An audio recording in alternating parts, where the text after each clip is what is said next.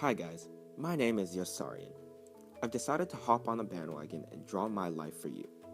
But honestly, my life is not that interesting, so I'm going to focus on how this bewildering idea of Catch-22 affected me and my fellow soldiers throughout World War II.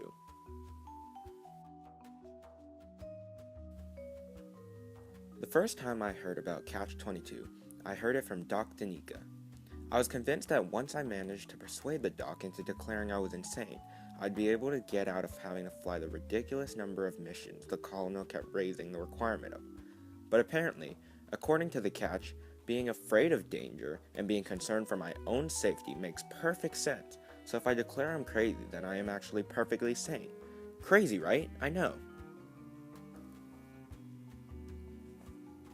Anyway, ever since that conversation, I've noticed the catch everywhere, so I've decided to document these instances instead of flying my mission. Last week, ex-Private First Class Wintergreen had gone AWOL, or absence without official leave, yet again. He came back today, but has to face the same punishment he's had to face the last 20 times he's gone missing, being demoted and having to dig holes. He claims that he is doing his patriotic duty and helping the war effort by digging holes, even though he can be doing much more to help if he just stopped going missing. That's the catch. Major was another victim of the catch. All I wanted to do was talk to Major, but no, I can't. Why not? Because Major is too insecure to even face his subordinates. Major never sees anyone in his office while he's in his office. What does that even mean? The private outside his office told me that Major will only see me when he is away, and once he is back, then I am not allowed to see him. If that makes any sense at all.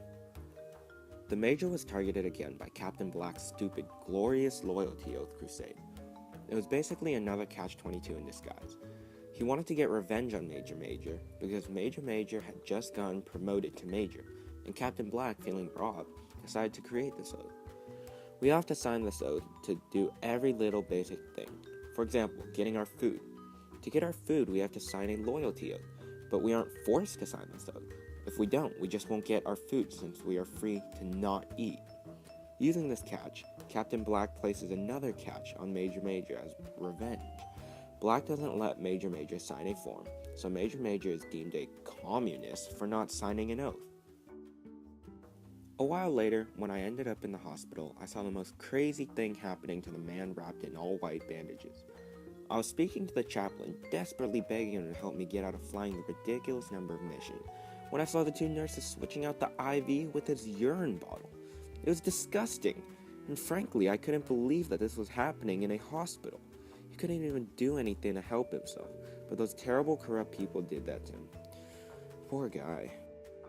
Man, even the girl I wanted to marry was a Catch-22. Luciana, this prostitute I met in Rome, was so beautiful and lovely that I immediately wanted to marry her after spending only one night with her. But she told me that she wouldn't marry me because I was crazy.